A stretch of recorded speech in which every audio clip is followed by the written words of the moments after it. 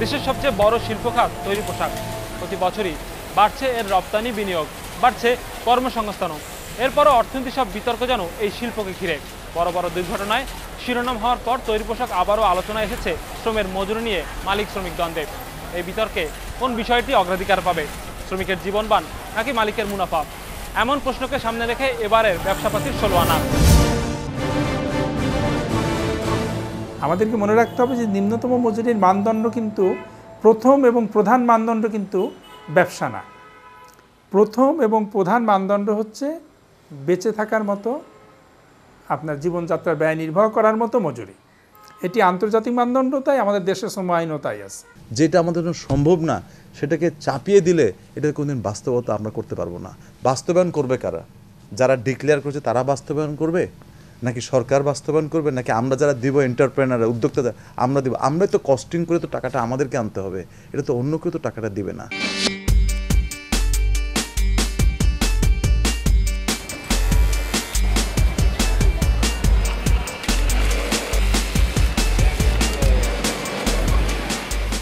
দেশে গার্মেন্টস শিল্পের বিকাশ মূলত 80 দশকে। সেই সময় থেকে এখন পর্যন্ত কারখানা, শ্রমিকের সংখ্যা আর রপ্তানির পরিমাণ ধরে সাধারণ অঙ্কের এক হিসাব করলে উঠে আসে বৈষম্যের এক চিত্র। 80 দশকে একটি কারখানা বছরে $3 লাখ পণ্য রপ্তানি করত। এখন কারখানা পিছু উৎপাদনশীলতা 13 গুণ বেড়ে দাঁড়িয়েছে $38.5 লাখ। কিন্তু এই 3 দশকে শ্রমিকের ন্যূনতম মজুরি বেড়েছে মাত্র 5 গুণ। উৎপাদনশীলতার হারে মজুরি বাড়লে এখন ন্যূনতম মজুরি হবার কথা 8,000 টাকার উপরে। যেভাবে শ্রমিকদের কর্ম উৎপাদনশীলতা বেড়েছে এবং যেভাবে কারখানায় সেই সুবিধাটি গিয়েছে, মালিকরা যেভাবে মুনাফা পেয়েছেন এবং তার একটি অংশ তারা বিনিয়োগও করেছেন, সেই সুবাদে কিন্তু শ্রমিকদের আমরা পর্যাপ্তভাবে মজুরি বাড়াতে পারিনি।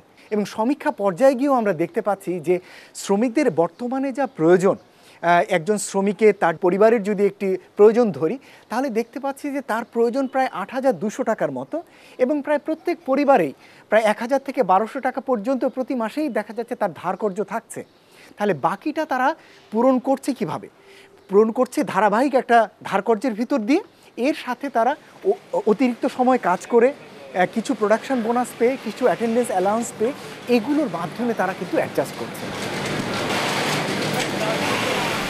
শ্রমিক পক্ষ এবার আগে থেকেই 8,000 টাকা ন্যূনতম মজুরি দাবি করে আসছিল, যদিও পরে তারা 3,000 টাকার ছাড় দিয়ে মেনে নেয় মজুরি বোর্ডের 5,300 টাকার প্রস্তাবকে। আর মালিক পক্ষ 4,250 টাকার প্রস্তাব করলেও পরে সর্বোচ্চ 4.5 দিতে রাজি হয়েছে। শুনে নেওয়া যাক এই কাঠামোর পক্ষে বিপক্ষে যুক্তি। 5,300 টাকার মধ্যে 300 এবং 200 হচ্ছে গত যে মজুরি ছিল তার বাইরের, সুতরাং বেড়েছে 1,800 টাকা। এটিকে তারা মনে করতেছে যে একটা অনেক বড় ধরনের একটা বৃদ্ধি। এটা ঠিক না। খাবারের ভর্তুকি এবং যাতায়াত এটি মজুরির অংশ হতে পারে না, কারণ বাংলাদেশের শ্রম আইনও এটিকে মজুরি বহির্ভূত বলেছে। এই 1,800 টাকা তাতে যদি তাদের সমস্ত শিল্প বন্ধ করে দেওয়ার মতো অবস্থা হয়, তাহলে আমি বলবো তো শিল্পটা খুবই নাজুক। 90% ফ্যাক্টরি যেখানে পারবে না সেটা দিয়ে কিন্তু আমাদেরকে স্ল্যাব তৈরি করতে হবে। 10% ফ্যাক্টরি যেটা পারবে ওটা দিয়ে স্ল্যাব তৈরি করলে ওটা কোনো সময় বৈষম্য বয়ে আনবে না। যে আমাদেরকে একটি সুষ্ঠু বেতন কাঠামো দিতে হবে, যেই বেতন সাস্টেনেবল বেতন কাঠামো হয় সবার জন্য। আমরা 1 মাস দিব, বাকি 11 মাস দিতে পারবো না, এটাও যেরকম সম্ভব না, আমাদেরকে সম্ভব হতে হবে এমন কিছু একটা করার জন্য 12 মাস যেন আমরা সবাইকে যেন বেতন দিতে পারি। সেই বেতন দেওয়ার দায়িত্ব কিন্তু আমাদের উদ্যোক্তা তাদেরকে নিতে হবে, তাদের কস্টিংয়ের মাধ্যমে নিতে হবে। কিন্তু বাস্তবে এখন যে কস্টিং চাপিয়ে দেওয়া হচ্ছে আমাদের মধ্যে, এটা কিন্তু সম্ভব না। কিছু কারখানা ক্ষতিগ্রস্ত হতেই পারে, যে কোনো সিদ্ধান্ত হতে পারে, শুধু মজুরি কেন, একটা কর আরোপের জন্য হতে পারে, আপনার সরকার যাতায়াত ব্যবস্থার জন্য হতে পারে। সেক্ষেত্রে মালিক সমিতির দায়িত্ব কী? মালিক সমিতির দায়িত্ব হচ্ছে সরকারের সাথে বসে ওই কারখানাগুলোকে চিহ্নিত করে তাদেরকে অন্য কিভাবে সহযোগিতা করা সম্ভব সেটি ব্যবস্থা করা। যারা কোনোদিন চাকরি করে নাই, যাদের কোনো এক্সপিরিয়েন্স নাই, তার জীবনে তাদের প্রথম হলো চাকরি, এটা এন্ট্রি পয়েন্টে তাদেরকে ঢুকাতে চাচ্ছি 4,500 টাকা দিয়ে। This is for time being, this is not a permanent. তারা বলতেছে আমরা গ্রামের মানুষদেরকে, মেয়েদেরকে নিয়ে কাজ শিখাই, সেই সময় তারা টাকা, এটাও কিন্তু ঠিক না। কাজ শেখাবার জন্য যে 3 মাস এবং প্রয়োজন বোধে 6 মাস, এটার জন্য কিন্তু মজুরি 4,000 টাকা ধার্য করা হয়েছে, 5,300 না। 5,300 টাকার যেটি দাঁড়াচ্ছে সেটি কিন্তু যে দারিদ্র সীমার যে পরিমাণ আয়ের লেভেল, সেটি অর্থাৎ 5,214 টাকার মতো, সেটির থেকে কিঞ্চিত বেশি। সুতরাং আমরা দেখতে পাচ্ছি যে প্রায় দারিদ্র সীমার কাছাকাছি এখন থাকছে।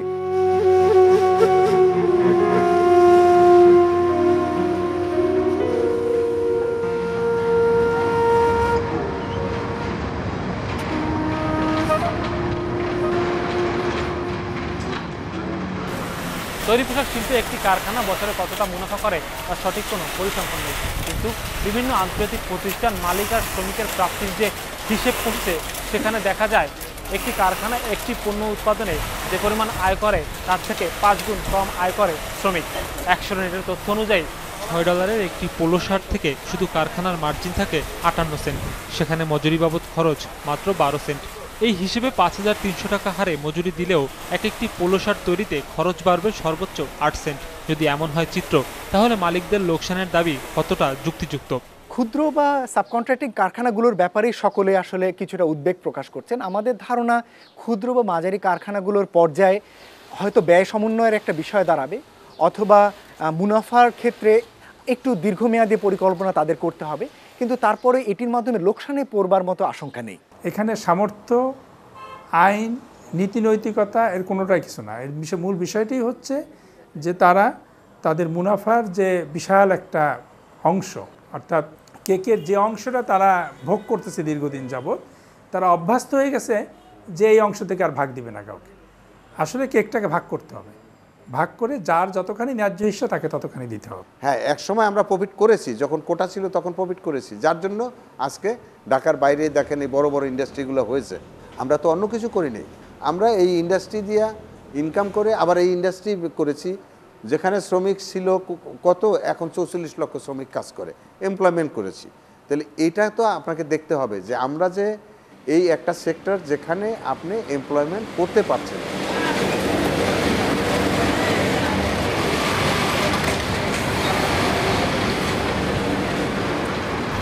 তৈরি পোশাক খাতে মুনাফার পাল্লা সবচেয়ে বেশি ভারী ক্রেতা পর্যায়ে। বিভিন্ন হিসেবে দেখা যায় একটি শার্ট বিক্রি করে একজন বিদেশি ক্রেতা প্রায় 40 ভাগ মুনাফা করেন। একটি পোলো শার্ট বিক্রিতে তার লাভ হয় প্রায় 60 ভাগ, আর প্যান্ট বিক্রিতে মুনাফা আসে প্রায় 25 ভাগের মতো।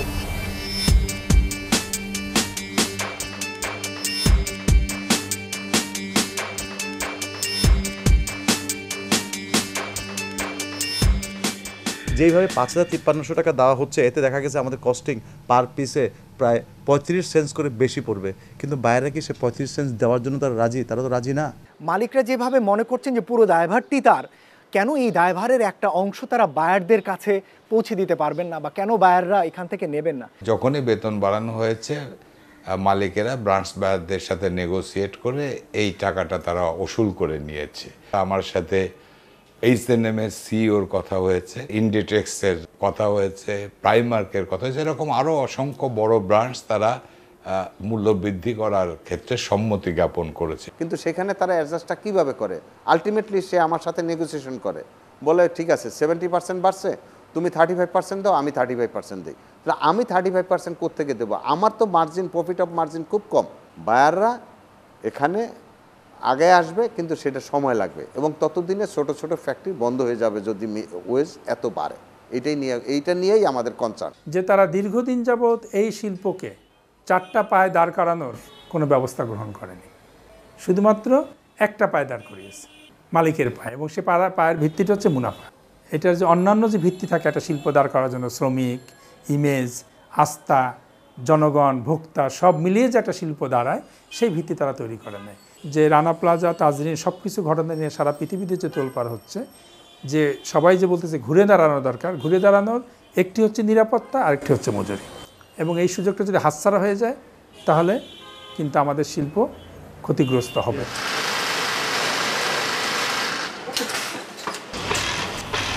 এমন বিতর্কের সমাধান হয়তো আসবে শিগগিরই।